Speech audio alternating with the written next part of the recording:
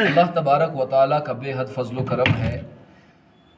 کہ جس اللہ نے ہمیں امت محمد صلی اللہ علیہ وسلم میں پیدا فرمایا، یہ ہمارے لیے بہت بڑے اعزاز کی بات ہے، یہ ہمارے لیے بہت بڑے فخر کی بات ہے، یہ ہمارے لیے بہت بڑی خوشی کی بات ہے کہ ہم امت محمد صلی اللہ علیہ وسلم ہیں۔ اگر ہم دوسری قوموں میں پیدا ہوئے ہوتے تو ہم اس طرح فخر سے نہیں کہہ سکتے تھے کہ ہم امت محمد صلی اللہ علیہ وسلم ہیں۔ ہم اسی طرح اس بات پر خوش ہیں جس طرح ہم اپنی بہن کو خوشی کے ساتھ اپنی بہن پکارتے ہیں، اپنے بھائی کو خوشی کے ساتھ بھائی پکارتے ہیں، اپنی ماں کو خوشی کے ساتھ ماں پکارتے ہیں، اور اس میں ہمیں کوئی جھجک نہیں ہے، کوئی پریشانی نہیں ہے، کوئی دکھ یا غم کی بات محسوس نہیں ہوتی ہے۔ بالکل اسی طرح خوشی کے ساتھ، اطمینان کے ساتھ، سکون قلب کے ساتھ ہم اس بات پر خوش ہیں کہ ہم امت محمد صلی اللہ علیہ وسلم ہیں۔ اس سے بڑی بات خوشی کی اور کوئی نہیں ہو سکتی ہے، اور اس پر ہمیں اللہ کے نبی صلی اللہ علیہ وسلم نے مبارکبادی بھی دی ہے۔ اللہ کے نبی صلی اللہ علیہ وسلم نے صحابہ سے فرمایا، میرے صحابہ تمہیں ایک مرتبہ مبارک ہو، کیونکہ تم نے مجھے دیکھا، میری مجلسوں میں بیٹھے، میری صحبت میں بیٹھے، میرے سامنے میرا کلمہ پڑھا، اس بات پر میں تمہیں ایک مرتبہ مبارکبادی دیتا ہوں۔ اور ان بھائیوں کے لیے، اور ہمیں بھائی کہا، ان بھائیوں کے لیے جنہوں نے مجھے دیکھا نہیں، جنہوں نے میری مجلسیں نہیں کی، جنہوں نے میرے سامنے کلمہ نہیں پڑھا، وہ بالکل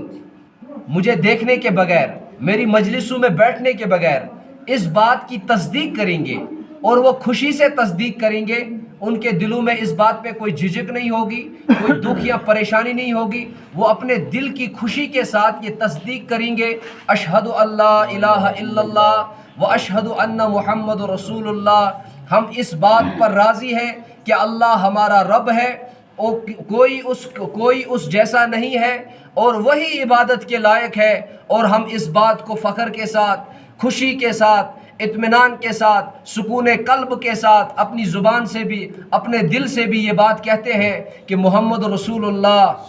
صلی اللہ علیہ وسلم ایک تو ہمارے رسول ہیں، آخری رسول ہیں، اللہ کے بندے ہیں، اور ہم اس کے امتی ہیں۔ ہم اس بات پر خوش ہیں۔ بزرگوں، دوستو، ہم اس کیٹیگری میں آتے ہیں کہ جس پر اللہ کے نبی صلی اللہ علیہ وسلم نے 7 مرتبہ مبارکبادی دی۔ ہم اس کیٹیگری میں، ہم فخر کے ساتھ کہہ سکتے ہیں کہ ہم اس کیٹیگری میں آتے ہیں۔ اگر ہمیں کسی اس ایمان کی دولت پر اللہ کے نبی صلی اللہ علیہ وسلم نے 7 مرتبہ مبارکبادی دی، پھر ہمیں ایسی جھجک محسوس کیوں ہوتی ہے، ایسا ڈر کیوں محسوس ہوتا ہے، ہم شرمندہ کیوں ہوتے ہیں اس بات پہ، ہمیں اس بات پہ فخر کیوں نہیں ہوتا کہ ہم مسلمان ہیں، ہم سر اٹھا کے کیوں نہیں چلتے ہیں، ہم وہ سارے طریقے کیوں نہیں اپناتے ہیں کہ جس پر گارنٹی ہمارا نبی محمد رسول اللہ ہمیں دے رہا ہو۔ یہ تو ایک بات ہے، ہم اس کیٹیگری میں سارے شامل ہیں، اور اس کیٹیگری کے جو اصول ہیں رسول اللہ صلی اللہ علیہ وسلم کی اتباع کے، اللہ کرے کہ ہم سب کو، بوڑھوں کو، جوانوں کو، بزرگوں کو، ماؤں کو، بہنوں کو، سب کو اللہ کرے کہ وہ سارے اصولوں پر پابندی کے ساتھ چلنے کی توفیق عطا فرمائے۔ بزرگوں اور دوستو، اس کائنات میں اس انسان کو اس چیز کو استعمال کرنے کا حق ہوتا ہے وہ جس چیز کا وہ مالک ہو۔ مثال کے طور پر حدیث پاک میں بھی آیا ہے، کتابوں میں بھی لکھا ہے، اور دنیا کے کسی بھی انسان کو اگر کوئی بات کسی کو سمجھانی ہو تو وہ مثال کے ذریعے سے آگے وہ بات سمجھانے کی کوشش کرتا ہے۔ مثال پہلے عرض کرتا ہے، بات بعد میں مقصد کی سمجھانی ہوتی ہے۔ تو یہ سلسلہ حدیثوں کے اندر بھی چلتا ہے، حدیث بھی مثالوں کے ذریعے سے سمجھ آتی ہے، اللہ کی دین کی بات بھی مثال کے ذریعے سے سمجھ آتی ہے۔ کسی ٹیچر کو سکول کے اندر، کالج کے اندر یا یونیورسٹی کے اندر بچوں کو سمجھانا ہو یا پڑھانا ہو، کوئی چیپٹر یا کوئی چیز سمجھ نہ آتی ہو تو استاد پہلے مثال کو عرض کرتا ہے تاکہ بچے کا ذہن میری طرف متوجہ ہو جائے اور بچے کا ذہن کھل جائے۔ بعد میں استاد اپنی بات کو سامنے رکھتا ہے تاکہ وہ بچے کے ذہن میں پوری بات سمجھ آ جائے۔ دنیا میں انسان جن جن چیزوں کا مالک ہے، ان چیزوں کا اختیار اس انسان کو ہے کہ وہ کس طریقے سے ان چیزوں کو استعمال کرے۔ مثال کے طور پہ ایک انسان نے ایک پلاٹ خریدا، وہ زمین کا پلاٹ تھا،